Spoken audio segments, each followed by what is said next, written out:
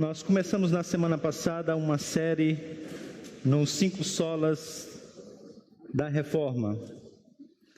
A razão pela qual nós temos pregado essa série é porque esse é o ano que nós comemoramos 500 anos da Reforma Protestante. E esses 5 temas, eles apontam para uma síntese da Reforma Protestante. Nós poderíamos dizer que eles são, na verdade, os ecos das marteladas de Lutero dado naquele dia 31 de outubro de 1517. Quando nós nos voltamos para esses 5 temas, nós estamos ao mesmo tempo que resumindo esse enorme pensamento teológico, esse legado deixado pelos reformadores, nós também estamos nos voltando para olharmos a necessidade que temos de novamente levantarmos algumas bandeiras nos nossos dias. Talvez você já tenha percebido na semana passada a necessidade de mais uma vez declararmos somente as Escrituras. Que somente a Escritura é a autoridade. Que somente a Escritura é a nossa regra de fé e prática. E essa tem sido então a estrutura dessa série até então. Na semana passada vocês viram através da instrumentalidade do pastor Heber o fundamento da autoridade. Hoje nós vamos nos voltar para o mediador da autoridade. Mais à frente vamos olhar para o crédito da autoridade. Depois para o instrumento da autoridade, a fé. E finalmente para o propósito da autoridade, que é render e dar, tributar ao Senhor toda a glória devida ao seu nome. Na semana passada nós olhamos por meio do pastor Heber, sobre o fundamento da autoridade. E vimos então que o peso dessa autoridade não está na tradição da igreja, não está na maneira como a igreja interpreta a Escritura, não está em nada a não ser na Escritura. A Escritura interpreta a própria Escritura. A Escritura é suficiente. Tudo que nós precisamos para conhecermos a Deus, ou está claramente expresso na Escritura, ou pode ser logicamente deduzido a partir dela, mas nunca a parte dela. Essa é a razão pela qual os reformadores então levantaram esse lema: somente a Escritura. Ela é tudo que nós temos e ela é tudo que nós precisamos. Hoje vamos nos voltar para o mediador dessa autoridade. E veremos também que Cristo é tudo que nós temos e tudo que nós precisamos para novamente sermos conectados com Deus. Ninguém pode fazer a mediação entre o ser humano e Deus, a não ser, como já lemos nessa manhã, a não ser Cristo Jesus. E eu queria voltar-me juntamente com vocês para esse tema, à luz de Colossenses capítulo de número 1, do versículo 15 até o versículo de número 20. Abra sua Bíblia então em Colossenses capítulo de número 1, de 15 a 20. Para nós entendermos o texto dessa manhã, é necessário nós olharmos o contexto dessa carta. E o capítulo de número 2 de Colossenses apresenta alguns aditivos espirituais que alguns mestres estavam ensinando naqueles dias. Se você conhece um pouco o contexto dessa carta, você talvez já foi informado que o apóstolo Paulo plantou essa igreja provavelmente quando ele estava na cidade de Éfeso. É provável que ele nunca estivesse nessa igreja, nessa cidade.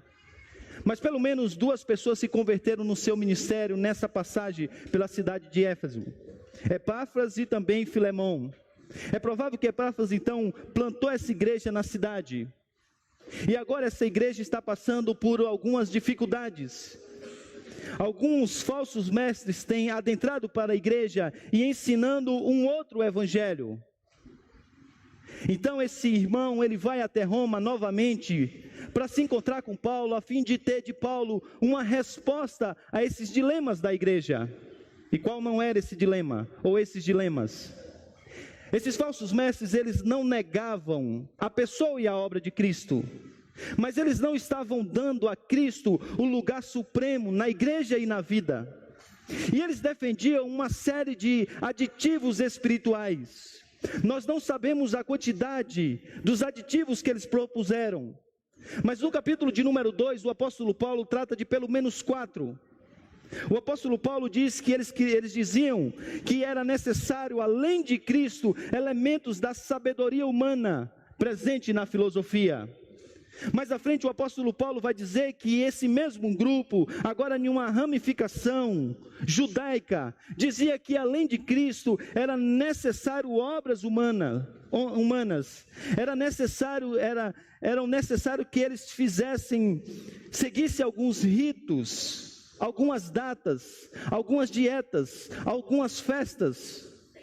Eles diziam ainda que também algumas experiências humanas precisavam ser conectadas a essa obra de Cristo. E eles diziam ainda que era necessário seguir algumas proibições humanas. Então, o mapa da nossa mensagem nessa manhã é exatamente esse. Nós vamos nos voltar para esses aditivos espirituais e vamos ver como eles estavam presentes na cidade de Colossos. Vamos ver como eles também eles romperam o tempo e o espaço e chegaram também na Idade Média. E veremos como essa mesma realidade está presente nos dias de hoje. Tendo feito isso, olhando um pouco para o capítulo de número 2, nós vamos nos voltar para o capítulo de número 1, versículo 15 a 20. E o meu desejo era nós fazermos o mesmo processo, mas eu não vou ter condições nessa manhã, então apenas creia que isso também acontece com a resposta de Paulo. Vamos ver que a mesma resposta dada por Paulo, ela é resgatada na Idade Média pelos reformadores, e ela precisa ser resgatada nos dias de hoje. Os problemas são os mesmos, e a resposta a esses problemas também é a mesma. E a resposta está no entendimento de quem é Cristo e de como Ele trabalhou, como Ele serviu para nos salvar. Vamos então para o capítulo de número 2, e eu queria que você levasse os seus olhos para o versículo de número 8. Versículo de número 8 do capítulo de número 2 diz o seguinte: tenham cuidado para que ninguém os escravize com as filosofias vãs e enganosas, que se fundamentam nas tradições humanas e nos princípios elementares deste mundo. E preste atenção agora como Paulo conclui esse versículo de número 8. E não em Cristo. E não em Cristo. O ensino desses mestres era que a verdade pregada por Cristo, que o evangelho não era suficiente, como eu disse, e que ele precisava ser complementado, ou era melhor compreendido através de elementos ligados à filosofia humana. Filosofia essa que Paulo chama de filosofia desse mundo, de tradições humanas. Filosofias essa que Paulo chama de vãs, ou seja, de vazias. E quando nós olhamos, essa mesma realidade está presente, por exemplo, na Idade Média.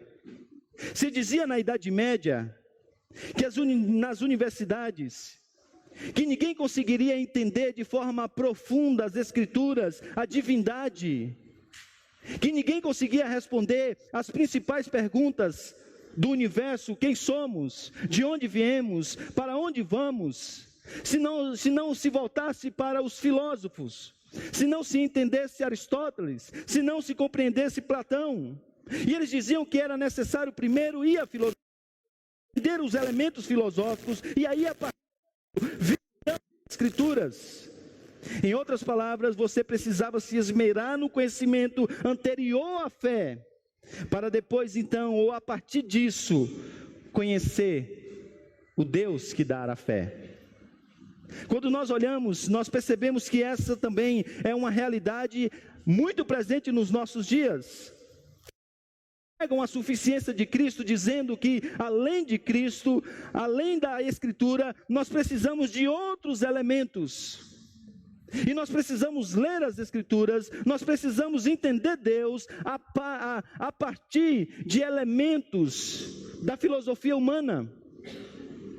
Por exemplo, se você estuda teologia, você sabe que no século XIX, alguns teólogos se levantaram dizendo que era necessário, para entender a Escritura, nós precisávamos usar os elementos do racionalismo. Do outro lado do pêndulo, outros se levantaram dizendo que além das Escrituras, nós precisávamos da nossa experiência, porque Deus também fala, Deus se revela através da nossa experiência. E o fundamento para conhecer a Cristo, então, passou a ser em muitos grupos a experiência humana. Em um passado não muito distante, pastores como Jay Adams, John MacArthur, tiveram que lidar com um grupo que se levantou no meio da igreja, dizendo que a vida cristã era melhor entendida, que os nossos problemas existenciais eram melhor explicados à luz da psicologia secular.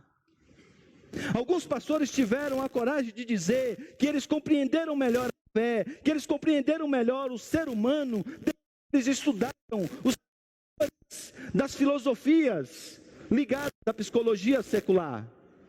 E que era necessário não apenas a Escritura, não apenas Cristo, mas também agora nos valermos desses pressupostos.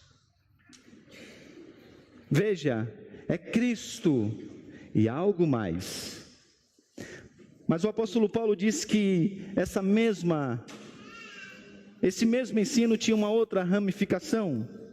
E o versículo seguinte que ele apresenta, veja, leve os seus olhos por favor, agora até o versículo de número 16, quando ele diz o seguinte: não permitam que ninguém os julgue pelo que vocês comem ou bebem, ou com relação a alguma festividade religiosa, ou a celebração de luas novas, ou de dias de sábado. Outros agora diziam que nós precisamos de Cristo e da sua obra, mas além de Cristo, nós precisamos das obras humanas também, que é necessário nós seguirmos algumas leis. Esses mestres então ensinavam que a observância de certas datas especiais, de determinadas comemorações festivas, elas se tornavam aceitáveis. Se nós seguirmos essas observações, nós nos tornaríamos mais aceitáveis diante de Deus, nós alcançaríamos um aperfeiçoamento espiritual ainda maior. Por isso, nós precisávamos das obras de Cristo, mas nós também precisávamos unir as obras de Cristo às nossas próprias obras. Agora, se você conhece a história da igreja, você vai perceber que este legalismo rompeu as barreiras do tempo e se arrastou por toda a história e chegou também com toda a força à Idade Média. A fim de ter uma vida mais santa, alguns ensinavam que era necessário seguir alguns ritos. Na Idade Média, por exemplo, chegaram a dividir em 2 tipos de condutas que os cristãos precisavam ter. A primeira baseada nas exigências do Evangelho, e a segunda nos avisos do Evangelho. E o propósito principal era exatamente afirmar, asseverar, que todas essas regulamentações, elas eram indispensáveis para a salvação da nossa vida e para a plenitude do nosso ser. E essa é a razão pela qual muitas pessoas se voltaram para várias companhias, seguindo uma série de observâncias, a fim de poder ter uma vida mais santa, a fim de agradar ao Senhor. E se nós olharmos, nós vamos perceber que nos nossos dias as coisas não são diferentes. Há pessoas que pensam que a certeza da sua salvação, ela se dá simplesmente pela sua atividade religiosa, pelo que ele faz. E a pregação do legalismo ainda continua sendo a mesma: faça isso e não faça aquilo, venha para cá e não vá para lá. E você tem uma vida mais plena, você tem a certeza de que você de fato foi conectado com Deus, se você segue essas ordenâncias. E eles diziam, é necessário, como dizem hoje, é necessário Cristo, mas também as atividades humanas. É necessário Cristo, mas também a nossa religiosidade. Mas um outro ramo disso que era conhecido como a heresia de Colossos pregava também que era necessário nos valermos de algumas experiências humanas. O misticismo, de acordo com a sua etimologia, implica em uma relação de mistério. E esses falsos mestres diziam que havia um conhecimento que era mais profundo, esse conhecimento misterioso, que te conduzia em uma relação ainda mais íntima com a divindade. Alguns tinham o conhecimento de Cristo, mas outros que agora já estavam em um grau de intimidade com o Senhor, em uma relação com a divindade ainda mais profunda. Tinha um conhecimento misterioso, uma gnose misterioso, que levava a um conhecimento mais profundo e mais pleno da divindade, que também trazia ao entendimento melhor da realidade, e consequentemente a uma plenitude da vida. Mais uma vez, se nós formos até a Idade Média, nós vamos ver que essa mesma ideia ganhou uma nova roupagem. Foi batizada de uma nova maneira, recebeu uma nova certidão de nascimento, mas também estava presente ali na Idade Média. Era comum na Idade Média você ver pessoas baseando a sua relação com Deus com a experiência mística, subjetiva que ela tinha com o Senhor. E se nós olharmos para os nossos dias, nós vamos perceber que essa mesma realidade está presente. Eu já vi pastores, por exemplo, dizerem que em algumas igrejas pregam um livro que é antigo, escrito há mais de 2000 anos, mas naquela igreja era diferente, porque agora as pessoas estavam ali sentadas, ouvindo uma mensagem fresca do Senhor, porque Deus tinha se revelado em mistério a ele, e que agora ele possuía um conhecimento que era muito mais profundo de Deus, que Deus naquela manhã tinha dito algo que ele deveria dizer à igreja. E ele disse: alguns pastores estão exatamente nesse dia do Senhor, pregando um livro antigo, enquanto vocês estão aqui tendo o privilégio de receberem um mistério de Deus. Agora veja, essa suposta revelação, esse suposto mistério, ele agora está exatamente no mesmo pé de igualdade da revelação que tem o seu ápice em Cristo. E essa é uma mensagem subjetiva e que está presente nos nossos dias. No entanto, eu e você, nós seres humanos, nós sempre queremos lidar com coisas que são concretas. É por isso que o misticismo, ele tomou uma vertente nos nossos dias, por meio de coisas que as pessoas podem pegar, ver, apalpar e levar para casa. E essa é a razão porque há poder inerente no óleo de Israel, em um sal grosso, em flores que foram ungidas,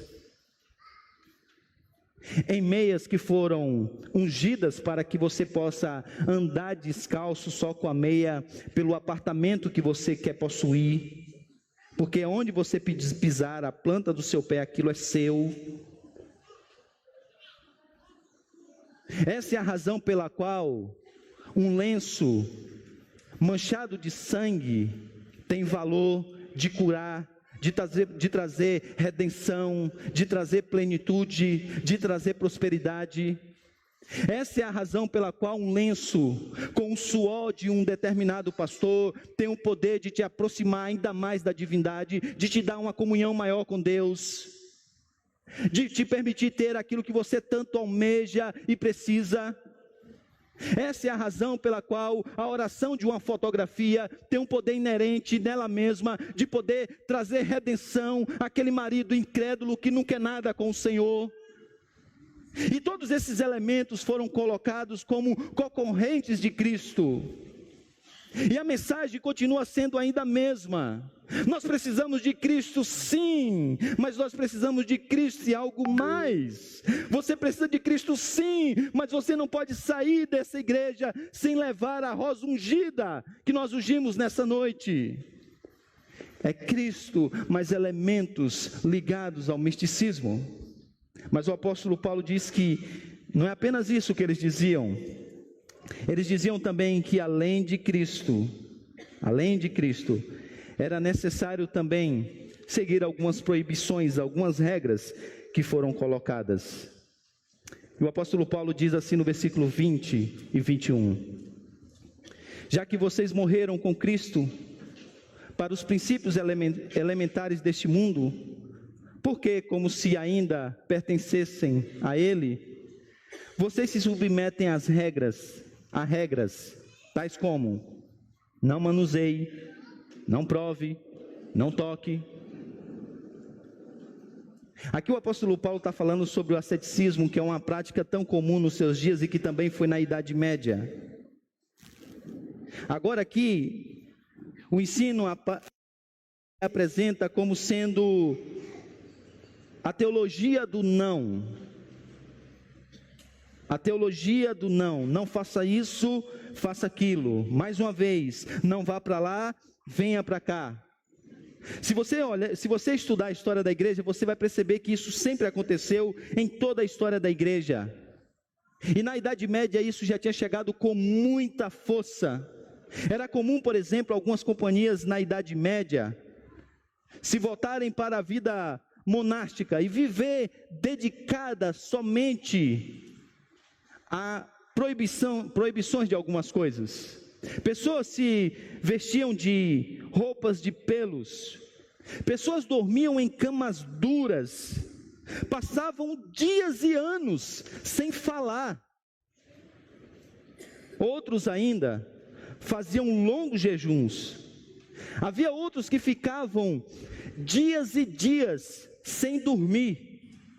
Para vocês terem uma ideia, o ascetismo era tão comum na Idade Média, que alguns saíam pelas cidades com um chicote, se autoflagelando, a fim de que Deus olhasse para esse ato de autoflagelo e aplacasse a sua ira sobre aquele povo, aquela cidade. Não se surpreenda em saber que alguns, por exemplo, naquele tempo da peste negra, chegaram a se crucificar, porque eles diziam que talvez por meio desse autoflagelo, Deus aplacaria a sua ira sobre aquela nação, e Deus reverteria aquela situação. E se nós olharmos para os nossos dias, nós vamos perceber que essa também é uma realidade nos nossos dias. Essa também é uma realidade nos nossos dias. Em muitos lugares, a salvação depende, e a plenitude da vida depende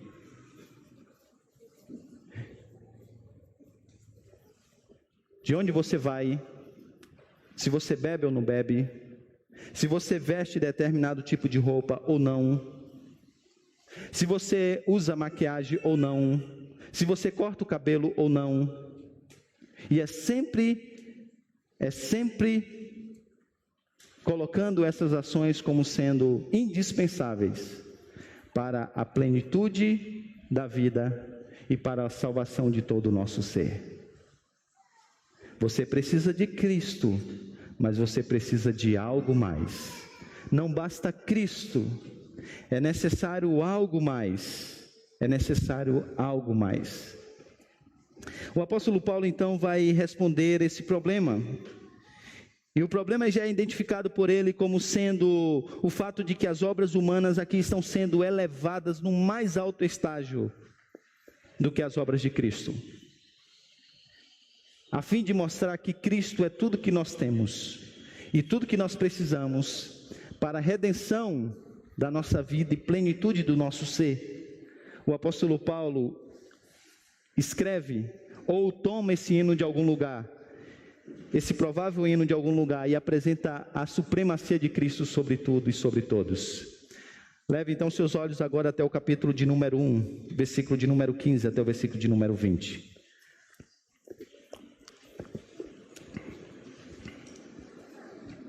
Ele, Cristo, é a imagem do Deus invisível, o primogênito sobre toda a criação, pois nele foram criadas todas as coisas, nos céus e na terra, as visíveis e as invisíveis, sejam tronos, sejam soberanias, poderes ou autoridades, todas as coisas foram criadas por ele e para ele. Ele, Cristo, é antes de todas as coisas, e nele, Cristo, tudo subsiste. Ele, Cristo, é a cabeça do corpo que é a igreja. Ele, Cristo, é o princípio e o primogênito dentre os mortos, para que em tudo tenha supremacia. Pois foi do agrado de Deus que nele, Cristo, habitasse toda a plenitude, e por meio dele, Cristo, reconciliasse consigo mesmo todas as coisas, tanto as que estão na terra, quanto as que estão nos céus, estabelecendo a paz pelo seu sangue, o sangue de Cristo, derramado na cruz. A fim de mostrar que Cristo é tudo o que nós temos e é tudo o que nós precisamos, o apóstolo Paulo escreve esse texto, no qual ele coloca Cristo no lugar mais supremo que ele poderia estar. E ele faz isso simplesmente descrevendo a sua pessoa e a sua obra. E o que ele fala sobre Cristo? A primeira coisa que eu queria que você observasse é a quantidade de vezes que ele usa o pronome ele ou dele. O apóstolo Paulo faz isso a fim de chamar a nossa atenção para o fato da singularidade de Cristo. É por isso que todas as ideias que eu vou apresentar a vocês, todas essas ideias, elas virão acompanhadas com o fato de que ele é o único a fazer algumas coisas. O apóstolo Paulo está tentando mostrar exatamente a singularidade de Cristo. E a primeira coisa que ele diz então, é que Cristo é o único que tem a essência da divindade. O apóstolo Paulo diz o seguinte, que Cristo é a imagem do Deus invisível. A nossa palavra imagem não traduz muito bem o que o termo grego quer expressar aqui nesse texto. Porque a imagem no português pode ter apenas a ideia de uma representação, algo que simplesmente se assemelha àquilo que é representado. Mas não é isso que o apóstolo Paulo quer dizer aqui. O apóstolo Paulo quer fazer uma distinção muito grande e clara sobre a imagem de Deus. Porque é diferente de todos os seres humanos que têm a imagem de Deus, no sentido de que Ele implantou em nós os seus atributos comunicáveis, isto é, nós amamos porque Deus é amor e nos fez. Nós temos aspectos de bondade no nosso caráter, porque Deus é bondoso e implantou isso no nosso DNA, naquilo que nós somos. Agora, diferente de nós que temos apenas os atributos comunicáveis, ou seja, aquelas qualidades que Deus possui, mas que decidiu colocar também sobre a sua criação, o apóstolo Paulo diz que Cristo, Ele é a imagem de Deus no sentido ontológico, ou seja, na sua essência. Se Adão não conseguiu mais, deixou de refletir a Deus como convinha, agora Deus, Ele vem em Cristo Jesus para ser o reflexo da sua glória. E essa é a razão pela qual Hebreus diz que Cristo Jesus, Ele é o resplendor da glória de Deus e a expressão exata do seu ser. O que Paulo quer dizer aqui é que Cristo, Ele é o próprio Deus. Ele é essencialmente Deus. Diziam os mestres, ou os falsos mestres daquela época, que na verdade Jesus Cristo não era o único Filho de Deus. Eles diziam até que os cristãos, eles eram até soberbos de dizer que eles poderiam ter um acesso à divindade de maneira mediada por um único ser. Eles diziam que, na verdade, se você quer ter acesso à divindade, você precisa galgar esse acesso, passando por seres espirituais, até chegar então à divindade. E Paulo diz, não existe outro que seja filho de Deus no sentido de essência. Não existe outro que possa te conectar à divindade, a não ser aquele que é divino e se fez um de nós. Se você quer ter contato com a divindade, você só pode fazer isso por meio daquele que é divino. Você só pode fazer isso por meio desse mediador. Nós não precisamos seguir em graus para nos encontrarmos com a divindade. Nós podemos fazer isso com um único passo, por meio de Cristo Jesus. E Paulo diz então, ele é a imagem do Deus invisível. Paulo continua dizendo que Cristo é o único Criador de todas as coisas. Todas as coisas. E ele diz que tudo foi criado nele, porque ele é a esfera da criação. Tudo foi criado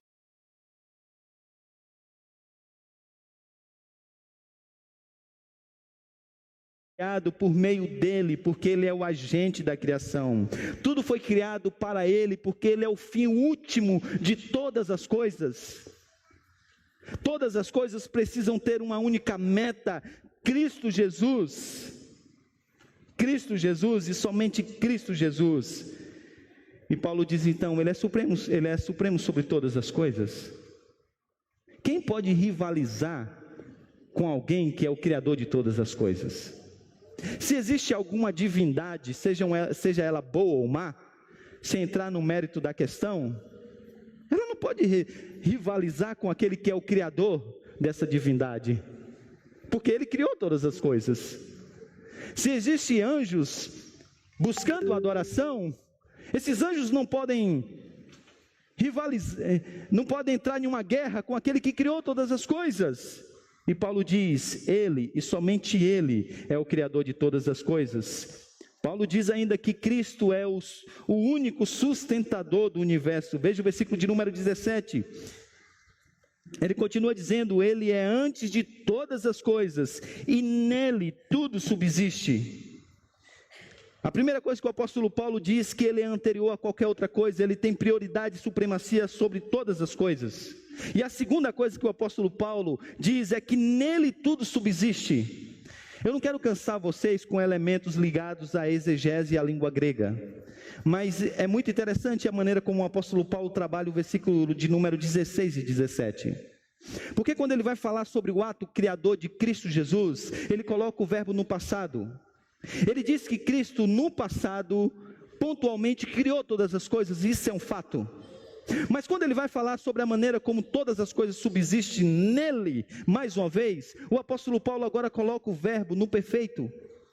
Isso na língua grega quer dizer que é uma ação no passado, mas que agora tem um efeito no presente e consequências para o futuro. Isso quer dizer que ele não é apenas o criador de todas as coisas, alguém que criou todas as coisas, deu corda nesse mundo e deixou para que ele pudesse seguir as suas próprias leis naturais. Não! O apóstolo Paulo diz que aquele mesmo que criou todas as coisas é agora aquele que sustenta todas as coisas pela palavra do seu poder. Isso quer dizer que aquilo que faz com que o cosmos ainda seja cosmo e não volte a ser um caos, é porque ele sustenta todas as coisas pela palavra do seu poder. Isso quer dizer que os planetas estão onde estão, é porque ele sustenta todas as coisas pela palavra do seu poder. Ele sustenta o mundo criado está nas suas mãos, e ele é o único que sustenta o universo. Nele, em Cristo, tudo subside. O apóstolo Paulo volta agora, veja o versículo de número 18, diz que ele é o único Senhor da igreja, ele é o cabeça da igreja, ele é o cabeça da igreja. A ilustração aqui é para você entender de forma muito clara. Não existe corpo sem cabeça e não existe cabeça sem corpo. E o apóstolo Paulo quer que essa igreja entenda que não pode haver uma igreja que não tenha Cristo, que não pode anomalia um cristianismo sem Cristo. Ele coloca essa ilustração para mostrar que essas duas coisas estão conectadas e são inseparáveis. Ele é o único Senhor da igreja, diz o apóstolo Paulo. Cristo é o único Senhor da nova criação, diz o apóstolo Paulo. Ele é o princípio, o primogênito dentre os mortos, para que em tudo tenha a supremacia. Ele não é apenas aquele que inaugurou todas as coisas, mas Ele é aquele que também agora inaugurou a nova criação. A nova criação agora está em Cristo Jesus. Ele é aquele que deu início, porque Ele é o primeiro a ressuscitar, sem voltar a morrer. E dá então início a essa nova criação que será desfrutada pelos seus, no novo céu e na nova terra, quando nós também seremos ressuscitados e transformados, e viveremos para todos sempre com o nosso Senhor. Ele é aquele que também tem a plenitude de toda a divindade, diz ainda o apóstolo Paulo. Quis Deus que nele residisse toda a divindade. A divindade foi zipada em Cristo. A filosofia dizia que haviam vários deuses e que a divindade habitava nesses deuses. E Paulo diz, não apenas a divindade, mas a plenitude da divindade habita em uma pessoa, e essa pessoa é Cristo Jesus. Mais uma vez, eu não quero cansar vocês com elementos ligados à exegese, mas Paulo usa um verbo aqui para falar de permanente, de permanecer em Cristo, que dá a ideia de uma residência permanente. Você consegue compreender isso? Deus resolveu descer a escada, se aproximar de nós e definitivamente morar em Cristo Jesus, montar a sua tenda na pessoa do seu Filho. E Paulo diz que Ele é o único que tem a plenitude da divindade. Paulo diz que Ele é o único reconciliador de todas as coisas. Todas as coisas podem ser reconciliadas somente por Ele e para Ele. Conseguiu entender? As pessoas estão dizendo que nós precisamos de Cristo e algo mais. Alguns dizem nós precisamos de Cristo, mas nós não temos a sabedoria apenas em Cristo.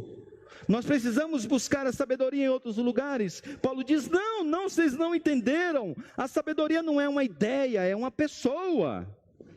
E você conhece a Deus por meio do Filho. Alguns diziam, nós precisamos de Cristo, mas também nós precisamos nos dedicar às nossas próprias obras. Paulo diz, não. As nossas obras não têm nenhum valor quanto à salvação. Alguns diziam, nós precisamos de Cristo, mas nós não vamos a Deus apenas por meio de Cristo Jesus. Nós podemos ir a Deus por meio da nossa própria experiência. Nós não precisamos, para nos conectar com a divindade, nós não precisamos fazer isso só através de um meio. Nós podemos fazer isso imediatamente, Deus se relacionando direto conosco. Paulo diz, não é assim, porque a relação é sempre mediada e nunca imediata. Precisa de um meio, e esse meio é Cristo. Você não consegue falar com Deus, e Deus não fala com você, a não ser por meio do Filho. Você precisa do meio. Por isso você não pode negar a Cristo. Por isso também não precisa de aditivos, Ele já é completo. A plenitude da revelação está nele. O que você precisa mais? Qual é a novidade que pode ter além do Filho? Nenhuma. Não há nada que você precise saber para a salvação da sua alma, para a plenitude do seu ser, que você não encontre em Cristo. Nada. E é isso que Paulo quer que nós entendamos. E você não precisa praticar os seus atos religiosos pensando que com isso você vai ter maior proximidade de Deus, maior santidade. Não. Paulo diz, a única coisa que você precisa é de Cristo Jesus. Porque Ele é tudo sobre todos. Ele é tudo que nós precisamos. E Ele é tudo que nós temos. Isso nos leva a algumas ideias conclusivas. Primeira, nós precisamos então reafirmar que a nossa salvação é realizada unicamente pela obra mediatória do Cristo histórico. Sua vida sem pecado, sua expiação por si só, são suficientes para a nossa justificação e reconciliação com o Pai. Ao mesmo tempo que é necessário mais uma vez negar que o Evangelho esteja sendo pregado se a obra substitutiva de Cristo não estiver sendo declarada e a fé em Cristo e sua obra não estiver sendo invocada. Isso não é o Evangelho. Sabe por quê? Sabe por que Cristo é tudo que nós temos e tudo que nós precisamos? Vejamos, em primeiro lugar, se o seu problema é a salvação da sua vida, Ele é o perfeito Salvador.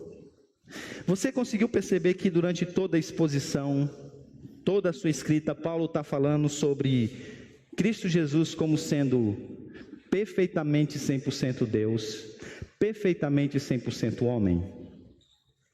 Paulo diz, Ele é a imagem visível do Deus invisível.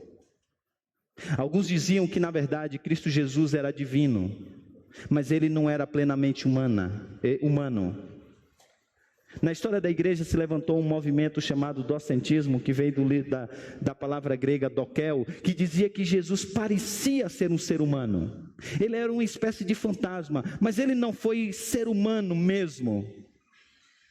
Quando João vai escrever a sua igreja, ele diz, não, aquele que nós ouvimos, vemos, e as nossas mãos apalparam, com respeito ao verbo da vida, Cristo Jesus. Alguns diziam que ele de fato, ele era 100% humano, mas ele não era plenamente Deus. Talvez ele fosse aí uma emanação de Deus, talvez ele tivesse aí aspectos da divindade, mas não a plenitude da divindade. Paulo diz, não.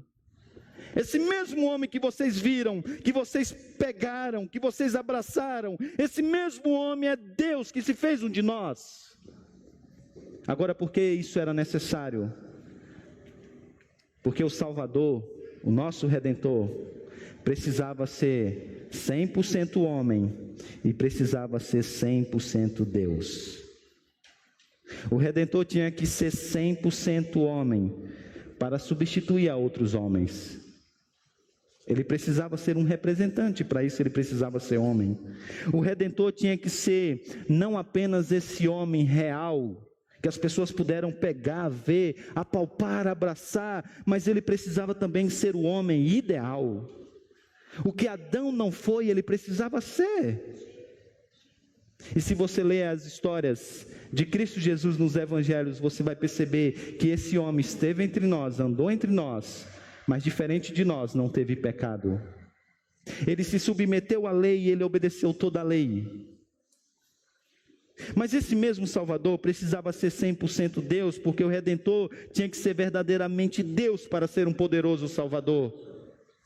Essa é a razão pela qual você não consegue salvar a você mesmo, porque você não tem o poder de vencer algumas coisas que somente Cristo tinha por causa da sua divindade. O Redentor também tinha que ser divino para poder apresentar diante de Deus um sacrifício que fosse definitivo e infinito, para todo sempre. O Redentor tinha que ser também divino para suportar a ira de Deus naquela cruz, porque você não suportaria aquela ira. E o apóstolo Paulo sabe que Ele é tudo que nós precisamos e tudo que nós temos. Agora, a questão é que você fica diante de um dilema.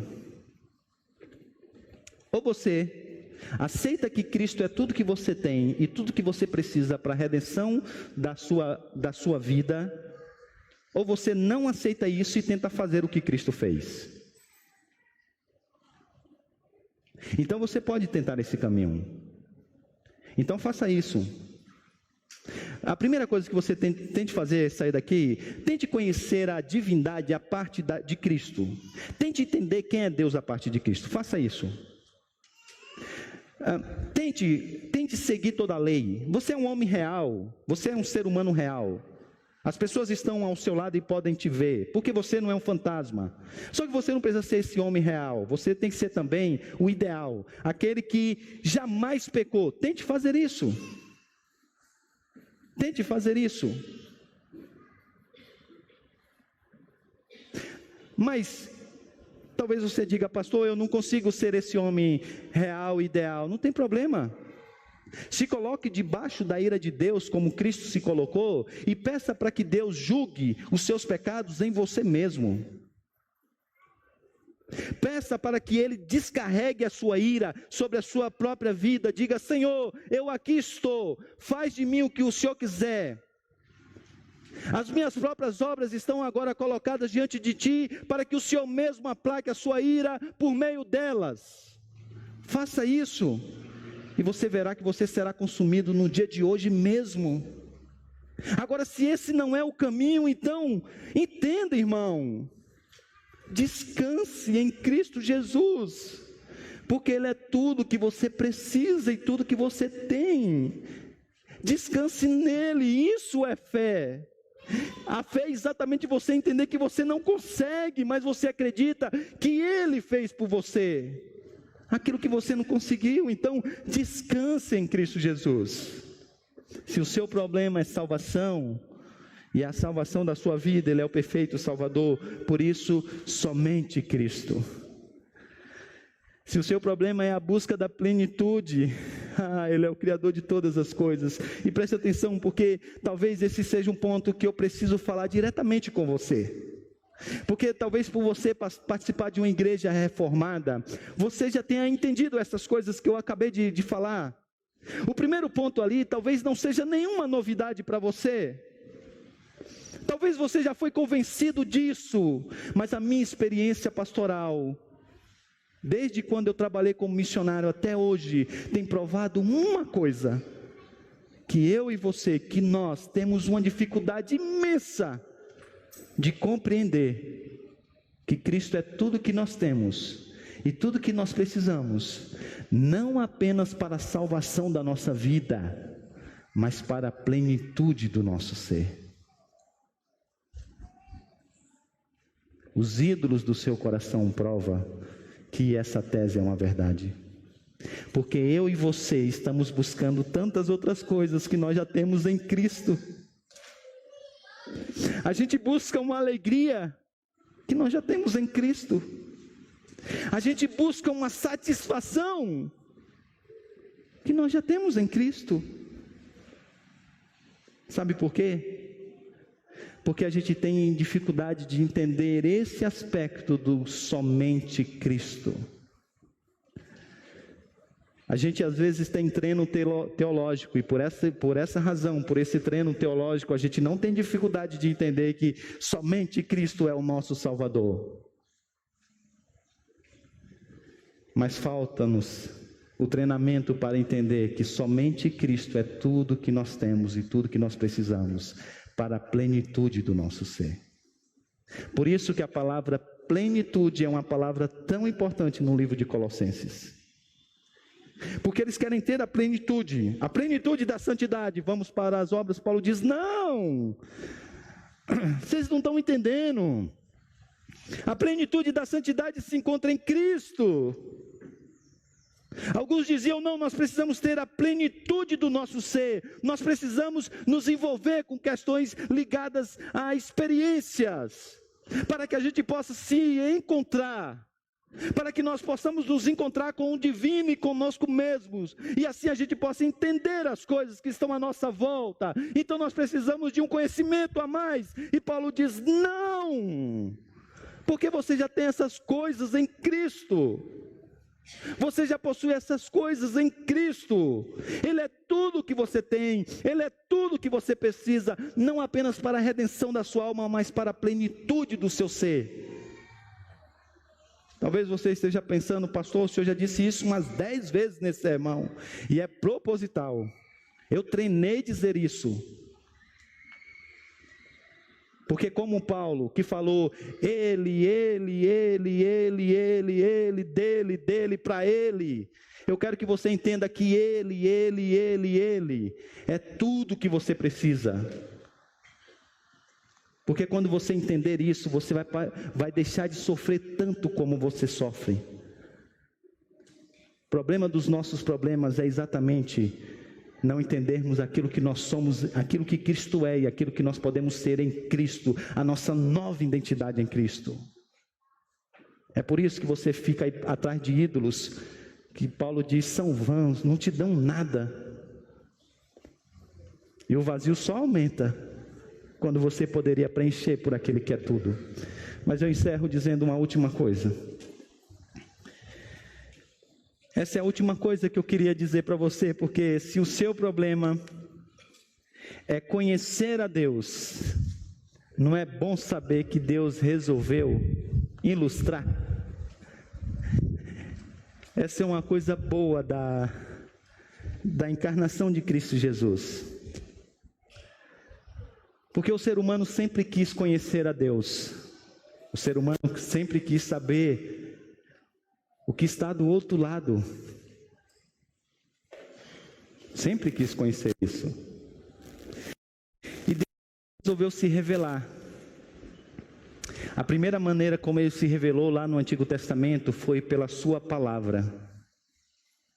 E ele deu uma ordem quando ele se revelou pela sua palavra. Ele disse a Moisés, não façam nenhuma imagem. Não façam imagem. A palavra deveria bastar. Nada mais. É a palavra e somente a palavra. Só que Deus queria que a gente o entendesse de uma forma mais plena e mais profunda. Então ele desenhou. Ele simplesmente resolveu se encarnar. Se fazer um de nós. É como se ele estivesse agora dizendo em alto e bom som, vocês querem conhecer o meu amor? Então veja-o. Ele está andando entre vocês.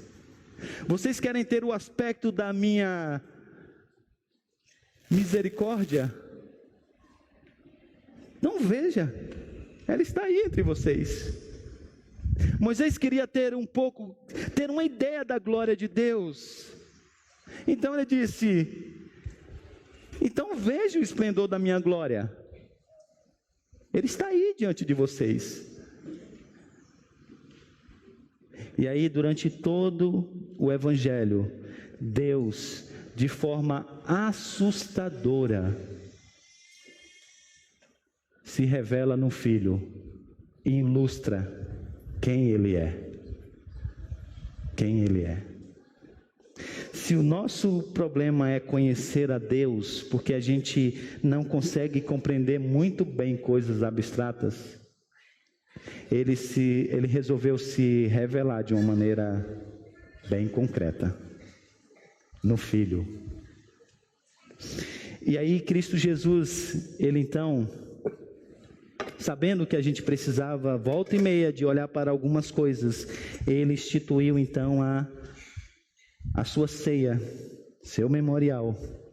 E naquela noite Ele pegou então um pão, e Ele disse, esse pão que é partido por vocês é o meu corpo. Esse corpo que será partido por vocês.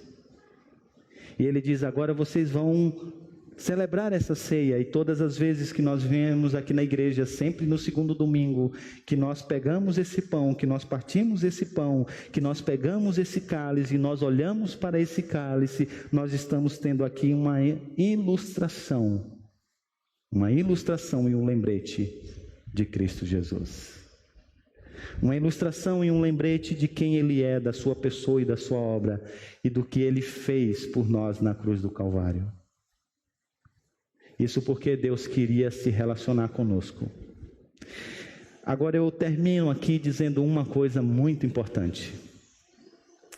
Você consegue compreender, para mim é espantoso, não sei se você já pensou dessa maneira, Deus decidisse dar a conhecer a nós, fazer isso por meio do seu Filho, e Cristo é o ápice da revelação. O ponto mais alto de Deus se fazer conhecido foi por meio de Cristo. Você sabe o significado disso, o privilégio que é isso? Os nossos irmãos do passado não tiveram tamanha revelação que nós tivemos. Somos privilegiados. É verdade que Cristo não está aqui nesse domingo pregando em alguma igreja, em algum lugar. É verdade. mas nós podemos encontrá-lo sempre nos evangelhos. A gente pode ver quem é Deus por meio de Cristo Jesus nos evangelhos. Agora é tão triste saber que eu e você desprezamos tanto isso.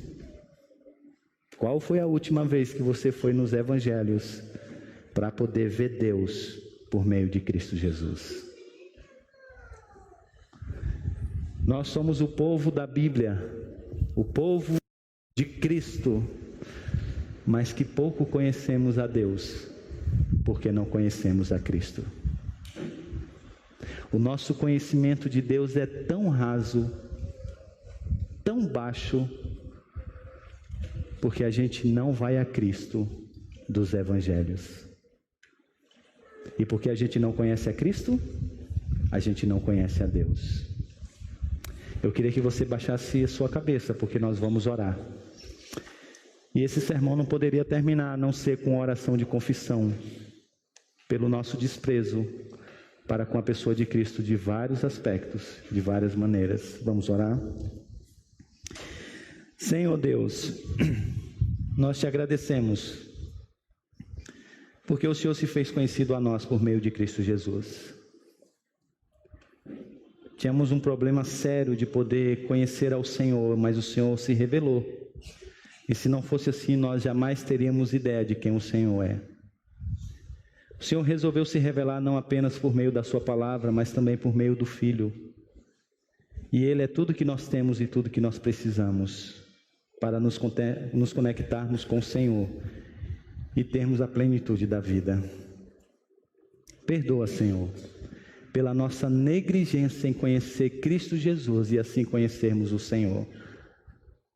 É a nossa falta de conhecimento de Cristo Jesus que tem nos levado à escravidão de tantos pecados, que tem nos levado a tantos sofrimentos. Por isso nos ajuda a entender quem é Cristo e a nossa identidade nele. Em nome de Cristo Jesus. Amém. Você está ouvindo Web Rádio Servindo com Amor. 24 horas com você.